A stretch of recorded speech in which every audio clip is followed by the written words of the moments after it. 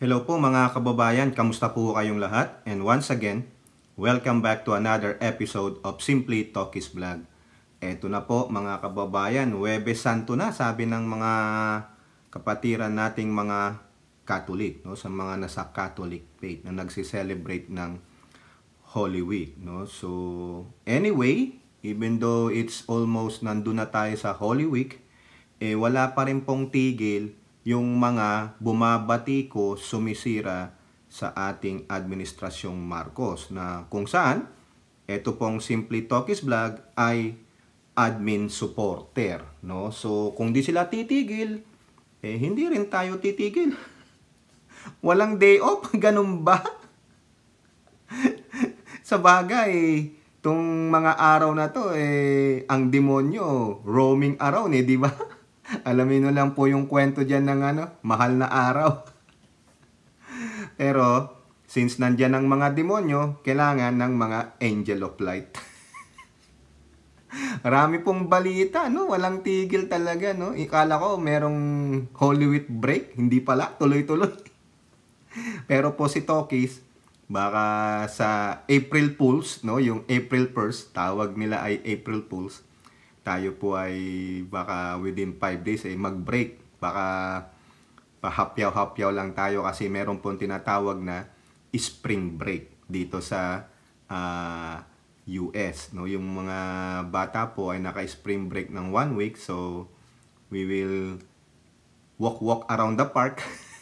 Ganyan lang po. Pahinga. Kung makakapagpahinga. Kung may time na yung parang mga nakaw na sandali, kung tawagin nila, makapag-opinion at reaction tayo sa mga lumalabas na mga balita. Ang topic po natin na bibigyan ng opinion at reaction ay ito pong pahayag ng Pangulong Bongbong Marcos diyan po sa nangyaring aggression, pangbubuli, pangwawalang hiya ng Chinese Coast Guard sa ating Rory mission. No? Ito, marami na pong nag-topic.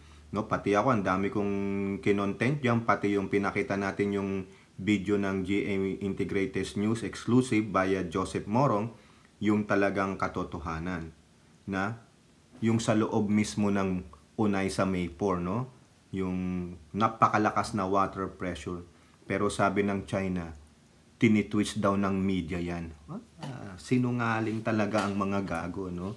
So, diyan po, after meeting with the National Security Council and Defense, no, si Secretary Gibo Chitoro, naglabas na po ng pahayag ang Pangulo.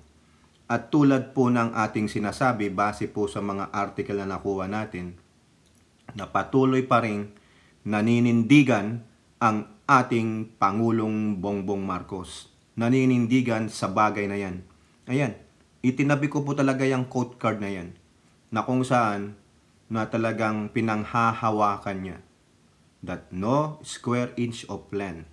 Okay? So, kung maano nyo sa ating thumbnail, no? Sino nga ba ang weak? No? Sino ba ang mga weak? At sino yung tumawag na weak? Si President Marcos o yung inyong former president na si Rodrigo Duterte? Maalala nyo yan, di ba? Ilang beses siyang tinawag na weak, spoiled brat, kasi nag-iisang anak na lalaki. Hanggang ngayon, ginagamit pa rin yan sa Pangulong Bongbong Marcos. Minsan, di ba, tinatawag ngang adik, even though na nagpa-drug test na twice pa. Pero, the narrative is still there. Because of this, no, this traidor, no? Napanood ko po yung isang video dyan, no, yung matanda na Talagang tinawag siyang traidor at baboy. Bakit traidor? Gentleman's agreement. Pinaliwanag natin ang gentleman's agreement. Pag ikaw ay tinraidor nung ka-gentleman's agreement mo, wala kang habol. Kasi hindi legally binding. There's no court that will agree with you pag nagdemanda ka laban dun sa ka-gentleman's agreement mo. Kasi laway-laway lang, handshake lang, ganon. O kaya nag-inuman lang kayo, cheers, salud, kampay, ganon. Pero ang Pangulong Bongbong Marcos, mukhang nandun na siya, malapit-lapit na siya sa peak of no? Basahin natin, mga kababayan, itong statement niya. Ito po sa Twitter account niya, no? Kinuha na natin, no?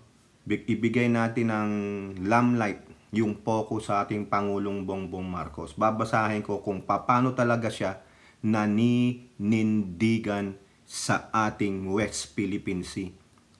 Wapakels ako sa sasabihin ng mga kababayan nating kumakampi pa sa China. Kung kumakampi kayo sa China, after na mapanood nyo yon, ano kayo? Hindi po tayo nagsasabing tayo ay makikipaggera. Hindi. Maninindigan lamang tayo. Dahil tayo ay may soberenya. Tayo ay mga Pilipino. Matatapang po tayo. Hindi porket matapang ka, makipagbardagulang ka na physical, makipaggera ka na. We will just assert yung ating territorial rights, our sovereignty, and also our jurisdiction. Kasi may pinanghahawakan tayo. Huwag nating isuko na tulad nito. No, so yung mga magkokomento sa ating video na ito na gusto mo bang makipaggera? Hindi po. Hindi po yun ang mentalidad natin. Yun ang last resort. If there's no other course to go to, yun, pwede. Pero ang dami pang avenue. Diplomasya, keep on talking. But while we are talking, we will still assert ang ating pagka-Pilipino, ang ating soberenya, ang ating teritorya. Ito po ang nakikita kong ginagawa ng Pangulo. No? Ayan, basahin natin. Over the course of these 5 days, I have met with and spoken to our country's national security and defense leadership. They have made their considered recommendation, and through exhaustive consultations, I have given them my directives. I have also been in constant communication with representatives of relevant allies, partners, and friends in the international community. They have offered help to us on what the Philippines requires to protect and secure our sovereignty, sovereign rights, and jurisdiction while ensuring peace and stability in the Indo-Pacific. I have given them our requirements, and we have been assured that they will be addressed.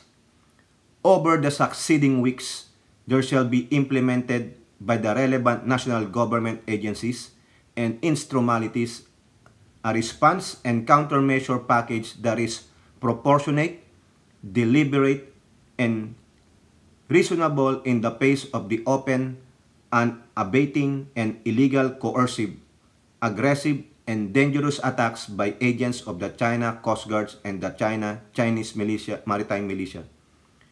We seek no conflict with any nation, more so nations that purport and claim to be our friends, but we will not be cowed into silence, submission, or subservience.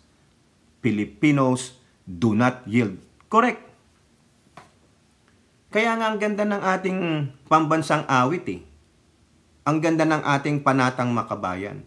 Pero itong may mga kapwa Pilipino na tayo na hindi nila isinasapuso yan. Leader na natin ito. If you're not considering Bongbong Marcos as your president or leader, then better get out of the country. We don't need you. Kasi magiging liability pa kayo. Baka kayo pang maging sanhi ng aming Diba? Kayo pong tatraidor sa amin eh. Kayo ang mga makapili. Diba? Nagsalita na ang presidente ko, Filipinos do not yield. Remember the Battle of Yultong? Diba? Pinakita natin yan sa mga previous vlog natin. 40,000 Chinese fighters versus 900 Filipinos. Tingnan nyo, search nyo, the Battle of Yultong. Makita nyo, we are resolute. Filipinos do not yield. We will not yield to this, what? Sabi ng Pangulo, submission, subservience sa mga aggressive and dangerous attacks, coercive, illegal. Inaapi tayo mga kababayan, but you are still bowing down. Anong klaseng mga Pilipino kayo? Ang ganda nung sinabi dito sa second paragraph, yung pinakamahaba. Nakausap niya na ang mga representante ng mga kaalyado natin, partners and friends. Ha? Tandaan ninyo, they have offered help to us on what the Philippines requires to protect and secure our sovereignty, sovereign rights, and jurisdiction while ensuring peace and stability in the Indo-Pacific. I have given them our requirements and we have been assured. Tingnan nyo, binigay ng Pangulo yung kailangan natin. And they assured. Sino ang mga yan? Ako iisipin ko, yung pinakita ko sa inyong 15. Sabi nga dito sa ulat ng Presidential Communications Office o yung, Philippine News Agency, 19 na bansa ang sumusuporta sa atin. Ilan doon ang nag-offer ng help? Diba? Sa atin. Ibinigay ng Pangulo yung mga requirements. Ano ang sabi? And we have been assured. Past tense. Nagbigay na sila ng commitment. Meaning, ibibigay nila kung ano yung binigay na requirements ng Pangulo. Diba? Over the succeeding weeks, natin alam kung gaano katagal ito, there shall be implemented. There shall be implemented. Ayan na, kikilos na po. Kasi sobra na eh. Tama na. At least itong Pangulo natin, hindi siya nag-bow down sa mga Chekwa tulad nito. Siguro nakita nyo na lahat ng mga articles, yung mga content ng kasama kong mga vloggers na nag-aano rin sa West Philippine Sea. Pinakitaan na kayo ng mga ebidensya paano ito nag-traitor, nagbenta sa ating bansang Pilipinas. Pahalik-halik pa yan sa ating watawat. Pero wala sa aksyon. Binenta niya ang Pilipinas eh. Di ba? Hindi niya naprotektahan. Ano pa ang sabi niya doon sa 2016 arbitral ruling? Itapong ko pa yan eh. Di ba? Ganon. Ha? Ganon siya kagago, mga kababayan. Ganon nila ibinenta ang Pilipinas. Nag-ship siya ng kanyang polisiya in terms of military and economy. Tinuya niya pa ang Amerika. Sabi niya, America, you lost me. Nandiyan po yan sa mga previous vlog natin, sa previous content natin. O ano nangyari? Di ginago siya. Tapos pumasok ka pa sa gentleman's agreement. Ano, for what? Para lang sa pakinabang mo? Pero ang nagsasaper ay ang karamihang Pilipino? Bakit? Dahil ba hindi kayo apektado? Yung Davao hindi apektado? Dahil kaming mga taga-Luzon lang kasi yung West Philippine Sea nasa Luzon? Ha? Ganun ba? Ang mentalidad mo, inalienate mo kaming mga taga-Luzon? Dahil ang sinasabi nyo, imperialist ang mga taga-Luzon? Kayo lang yon. Hindi po namin kayo ginanyan. Hindi namin kayo binabaliwala. Hindi namin kayo sinegregate dahil alam namin ang Pilipinas ay Luzon, Visayas at Mindanao. From Apari to Hulo. Pare-pareho tayong dugong Pilipino, magkakaiba man ng ating mga kultura, no? Kasi may mga regional tayo, kanya-kanyang mga dialekto, pero iisa tayo, Pilipino. Pero kayo ini-alienate nyo kami, minamasama nyo ang Luzon. Hindi po. Kayo ang bumababoy sa sarili ninyo. Binaboy nyo ang buong Pilipinas, lalo na to. At ang pamilya nito. Sell out kayo. Bakit? Tignan nyo. Yung nanay nito. Ha? Komunista yan. Binigyan pa ng parangal doon sa China yan. Meron pang building na school ang nanay niyan. Lahat ng mga nakakontrata sa Pilipinas nung panahon niya ay mga Chekwa. Biruin nyo yung naglagay ng satellite sa military base natin. Si Dennis Uy, wala naman siyang kaalam-alam dyan, binigay na kontrata dahil close friend ni Digong na taga Davao na wala naman yatang dugong Pilipino. Di ba? Ano kasi sabi ni Xi Jinping? Basta ibigay mo ang mga negosyo sa mga Chinese. Gago, di ba? O sino? Sino ang matapang? At sino ang weak? Compare nyo. Nag-bow down na ba si BBM? Sinuko niya na ba ang soberenya natin sa Amerika? Hindi. Now, inaapi ba tayo ng Amerika? Hindi. Di ba? Sino ang nang-aapi? Ha? Sino ang nangwawalang hiya? Ebidensya naman. Di ba? O sasabihin nyo, kaya ganyan lang naman yung presidente mo dahil ang daming gustong manu sa kanya. So what? Masisisi ko ba kung maraming bansang gustong makipag-alyansa sa amin? Kasi gago to eh. Di ba? Ito, inalienate niya ang Pilipinas sa international community. Saan lang siya pumunta? Sabi niya, Russia and China lang siya. O ano nangyari? Pinagmumura niya. Yung mga Western powers, EU, minura niya. Amerika, minura niya.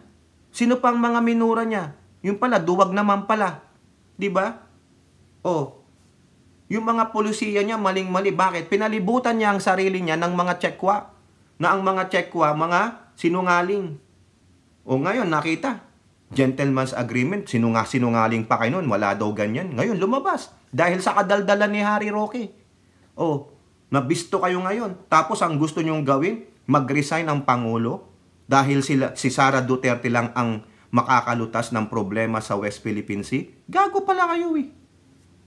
Ano bang sinasabi nung magaling yung BP, si Tamilmil? Wala. Simula nagkaroon ng aggression, pangbubuli ng Chino sa West Philippine Sea nung umupo siya bilang Vice Presidente, wala siyang binanggit. Wala siyang sinabing suporta. Sinusuportahan niya ang Pangulo, pero she cannot voice out. Wala eh. Tamilmil siya eh. Kasi bakit? Tuta rin siya ng China. Tapos gusto niyo pa siyang iluklok bilang presidente sa 2028. Pag nakabalik yan, deja vu. Kasi nasa genes nila yun eh. Duterte yan. Deja vu ulit yan. Mumurahin ulit ang mga Western powers niyan. Pupunta ulit yan sa China. Makikikampi ulit yan. Kasi malaki ang pakinabang nila sa China eh. Diba? Sell out nga sila. Lagi natin inuulit, sell out. Kaya ito, panghahawakan natin tong sinabi ng Pangulo. Matapang ba dahil maraming kaalyado? So what? Diba? Yun nga eh, the more the merrier. The more you become stronger. Pinapakita mo na hindi mo iiwan ang iyong bansa, ang iyong mga kapwa Pilipino na nandoon. Diba? Yan ang kailangan ng, lalo na ng military, that they have their, yung chip nila, he have their back. Walang iwanan, hindi tulad ni Digong na, matas na kayo dyan ha? Ayaw kong maano ang mga military. Ba't ayun ba ang sentimiento ng military? Ginawa mong duwag ang ating military. Matatapang yan. Ikaw lang ang duwag. Tinawag kang duwag. Baboy nung isang, yung journalist ba yun? Yung matanda. Pinorwadan ako ng video, napanood ko rin doon sa isang vlogger. Tinawag na baboy, traidor. Magkukodita pa daw sila. Huli kayo. Dapat talaga kayo kasuhan na kayo, i-round up na kayo. Dahil yan, ginagawa nyo, treasonous na yan eh. Tama ba? Treasonous, di ba? Bakit nga yung mga kababayan, ganyan magsalita ang Pangulo? Ipakita natin, ulitin natin sa inyo. Ayan, di ba ang dami? Ilan sila? Nagbigay ng suporta. Nandiyan po yan sa PCO, tama, sa PCO official Facebook page. Nahihilo na ako eh. Ang title niya, PH gets overwhelming support from different countries after China aggressive dangerous action in West Philippine Sea. Di ba ang dami? Kasi itong mga to naniniwala sa rule of law. Even though na may interest sila, di pakinabangan natin sila. Hindi lang tayo nandun coward tayo sa iisa. Tulad ng ginawa ni Digong, di naging tuta ng tuta siya. Di ba? Diyos mio. Kayong mga defenders ng mga Duterte, kitang-kita namang sell out kayo. Diba? Wala po. Kaya kung may ambisyon kayo sa 2025, wag na. Diba? Isa na lang ang tanging paraan ng panalo ninyo. Katotoo lang, isa na lang. Hindi ko na sasabihin, siguro alam nyo na kung anong ibig natin sabihin. Nakakahiya mga kababayan eh. Diba? At least itong ating Pangulong BBM, even din no, tinawag na weak, addict, nagchochongke, diba? Spoiled brat, walang alam. Kung ano-ano na, puro mga kabastusan ang pinagsasabi. Pero ang interest pa rin ng bansang Pilipinas at ng mga Pilipino ang kanyang nilulunsad. Di ba? Alam mo kung pakialam ko sabihin nyo, bakit kasi tapan-tapan yan? Dami namang pala, kaalyado. What? Di ba? Yun nga maganda eh. United Nations. Di ba? Kung tawagin nila. Ngayon, mga kababayan, tinawag na naman dang Judas. No? After ni Duterte, Judas. No? Judas daw. Sino Judas? Sinong tumawag ng Judas? Yan si Talakitok. No? Si Harry Roqueng Talakitok. Dahil sa kakatalakitok niya, kadaldalan niya, ayun, nabulgar. Alam ba ng mga kampo ni Duterte yun, nadaldal ka ng daldal dyan? Di ba? Kaya ka nasosoplak ni Panelo eh. Kung yung BP niya, sobrang pagkatamilmil, eto naman, parang pinakain ng pukengking ng baboy. Yun po kasi yung sabi sa amin eh. Yung po, sobrang ang daldal. Siguro pinakain ka ng pukengking ng baboy nung bata ka, no? Sobra eh. Biruin mo, hindi rin siya nag-time out, hindi rin siya nag-Lenten break. Bumanat pa rin siya. Judas daw po ang Pangulong Bongbong Marcos. Paano naging Judas ang Pangulong Bongbong Marcos? Tell me. Paano? Tell me. Naghudas na ba siya sa sambayan ng Pilipino? Hindi. Bakit? Masama bang makipag-alyado? Masama bang ang foreign policy mo is friends to all, enemies to none? So Duterte, sinasabi niya rin yan. Friends to all, enemies to none, sabay in-FU yung mga leader ng ibang bansa. Tama ba yun? Di ba ginago lang tayo? Tapos yung mga defenders ni Duterte, kala mo ang gagaling. Hindi, ganun ang foreign policy ng Pangulo Duterte. Gago. Sige nga, tell me, Harry Roque, paano naging Judas ang Pangulong Bongbong Marcos sa inyo? Hinudas ba kayo? Ipinagkanulo ba kayo? Dahil hindi niya kayang i-honor yung gentleman's agreement sa China, hinudas na kayo? Ganon? Hindi kayo nabigyan ng pwesto, hinudas na kayo? Ganyan. Tinanggal si ganato, hinudas na kayo? Bakit? Nabigyan ba siya ng 13 pilak? Ganon? Patunayan ninyo. Puro lang kayo salita eh. Wala kayong ebidensya. Sinasabi niyong pulboronic, sa June pa lalabas? Nasaan? Bakit June pa? Tulad nga nung sinasabi ko sa previous vlog ko, bakit hindi na now? Pulbusin nyo na ng pulbusin. Ika nga, strike while the iron is hot. Diba? Wala eh. Why do you have to wait until June? Bakit nyo kami pinag-aantay? Dahilan? Sabi nung nandyan sa LA, nakita ko na ang pulburon video, ba't di pa ilabas? Nakita mo naman na pala, ba't di mo pa dinownload tapos nilabas mo na? Para at least, matanggal na si Pangulong Bongbong Marcos kung may katotohanan yan. Diba? Tapos sasabihin nyo, Judas? Sino ang naghuhudas? Hinudas ba kami?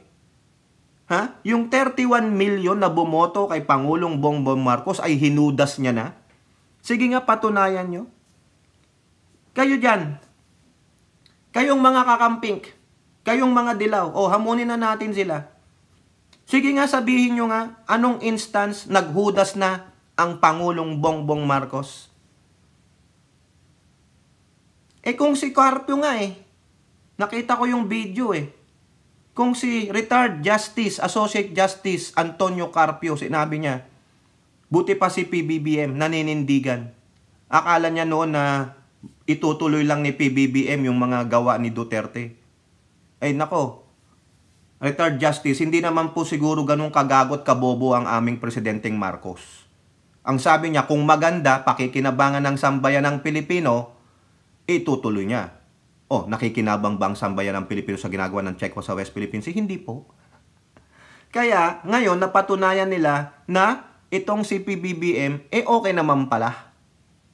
Hindi siya talagang yung maniniwala na lang, magbabow down na lang. Ibig sabihin, mas may balls pa. Ibig sabihin lang, sa akin lang pangalawa, May ball si BBM at hindi tayo nagkamali ng pagkakaluklok. Inaayunan ng mga dilaw eh. O isa sa mataas nila yan ha. Retired Associate Justice. Di ba? At least pinaniniwalaan nila si PBBM na hindi magbabow down sa China pagdating sa issue ng West Philippine Sea, pagdating sa soberanya natin sa West Philippine Sea, pagdating sa exclusive economic zone natin. Kinakampihan nila ang Pangulo. Tingnan nyo, walang masabi ang mga makabayang black sa desisyon ng Pangulo. Di ba? Kasi naninindigan din ng makabayang black. Atin yan. Nanalo tayo. Enforce it. Even though na panahon ni Pinoy yan. Enforce it. It's not the matter of who. No? Kung isa lang siya. Hindi. It's the matter for the whole Filipino. Hindi para lang kay Pinoy yan. Na panalo niya. Hindi. Dumating lang sa time niya yan. Di ba? Isipin ninyo.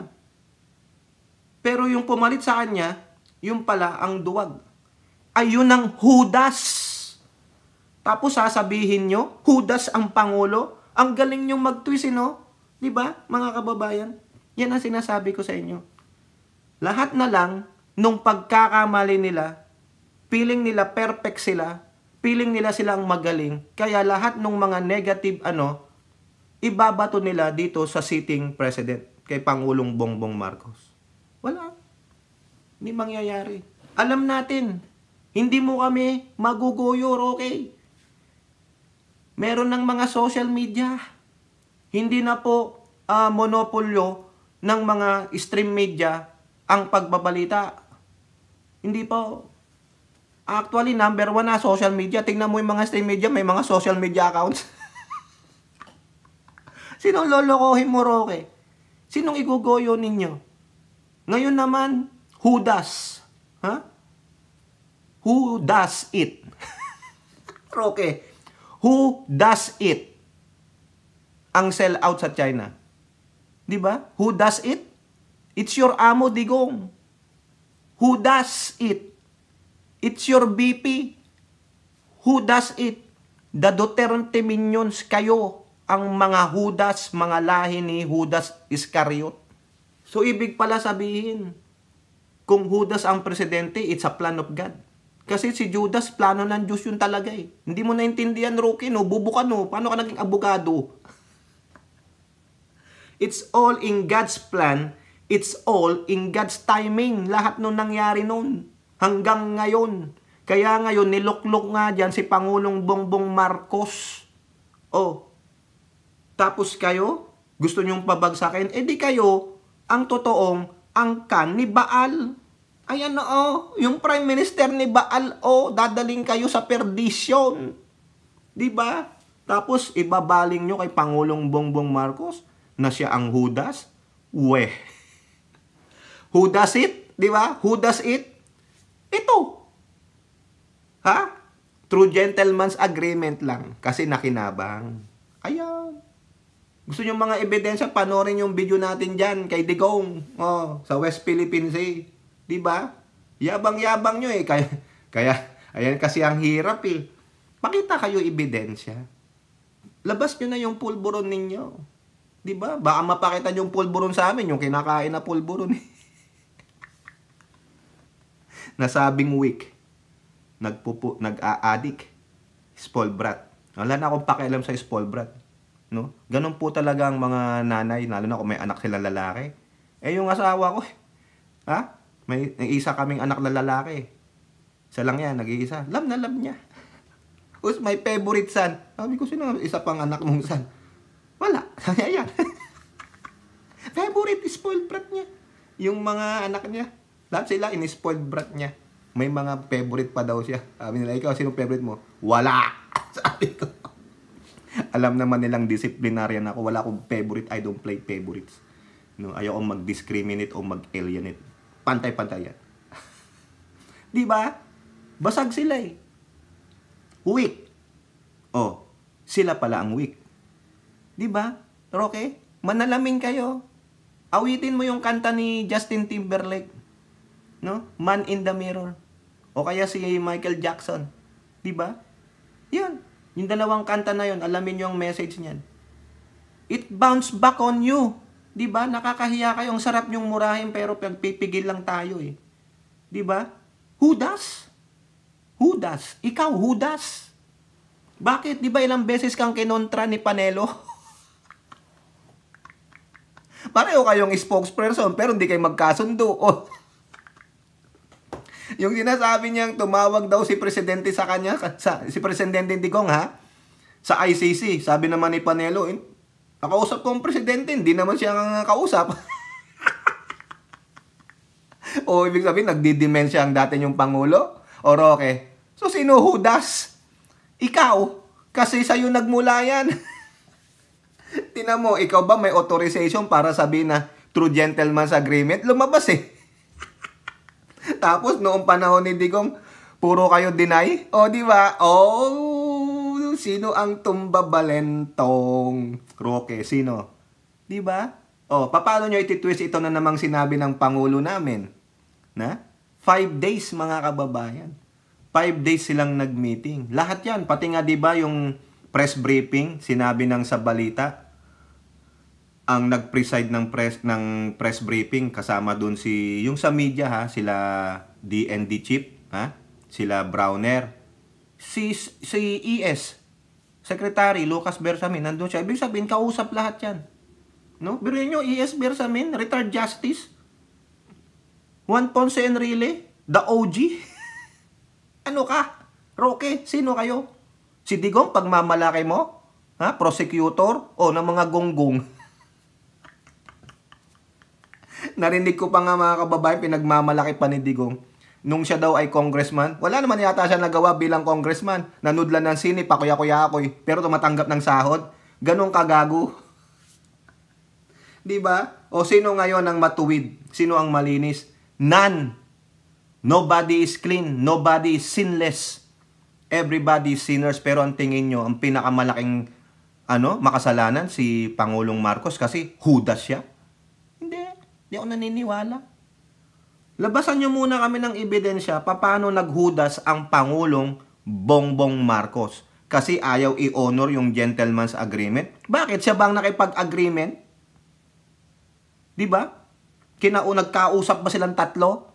Si Digong, si Xi Jinping, saka si Pangulong Bongbong Marcos, did they sit down on the table together? They said, Oy, Bongbong, ito nag-gentleman's agreement kami nitong kupal na si Xi Jinping ha, i-honor mo ha. Wala naman. Diba? Maski na ako, hindi ko i-honor yan kasi at disadvantage.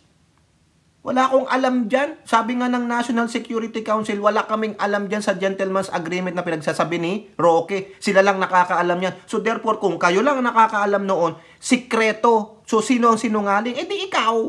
Sinungaling. Big fat liar ka, Humpty Dumpty. Tapos sasabi mo, hindi secret deal? Eh, ano yung sinabi ng Security Council? Hindi namin alam yan. Yung sabi ni Jonathan Malaya, wala kaming alam dyan. Oh, gali oh.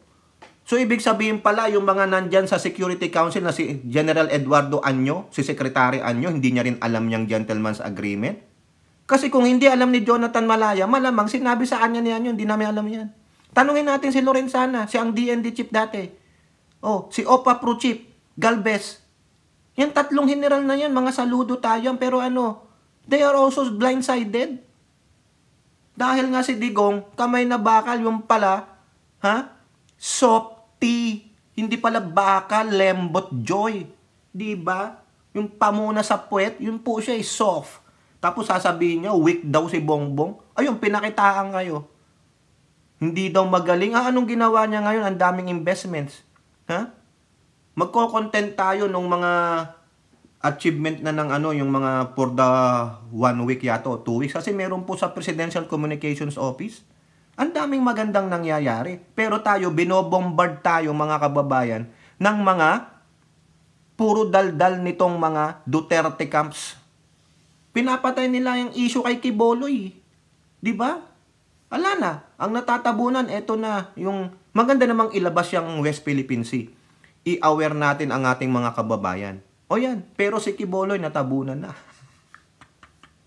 Kasi may warrant of arrest na eh. Nagtatago na. Pinagtago na yan. Tapos kinakanlong pa. Buti naman, no? At hanapin yan talaga. Sabi nga ni Bato, no one can evade the long arms of the law. Sabi niya daw kay Tevez, malapit-lapit na rin yan. Si Kibuloy, no one can evade the long arms, ha? Sinabi niya yon, ha? Hindi ako. Long arms. Plural na plural. Dalawa nga naman ang arm natin. Hindi lang iisa. Di ba, mga kababayan?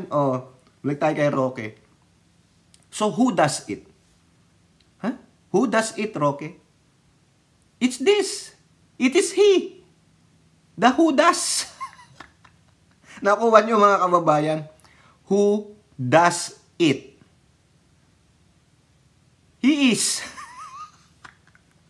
Ang sell out sa China. Ang nag-bow down kay Xi Jinping. Ang nang hudas sa sambayanang Pilipino. Happy birthday sa'yo. Who does it? Ayun. Birthday niya po ngayon. So, happy birthday. Who does it? It's him. O, diba? Diba, Roque? Hindi ang aming Pangulong Bongbong Marcos. Naninindigan ang Pangulong Bongbong Marcos. Diba? Pantaleon Alvarez na sinabi mong mag-resign. Ba't hindi ka mag-resign sa Kongreso? Ha? O di kaya, better yet, mind your own business by helping your constituents in your region, in your province. Puro kasip-sip kay Sara Duterte, tamil-mil niyan. Diba?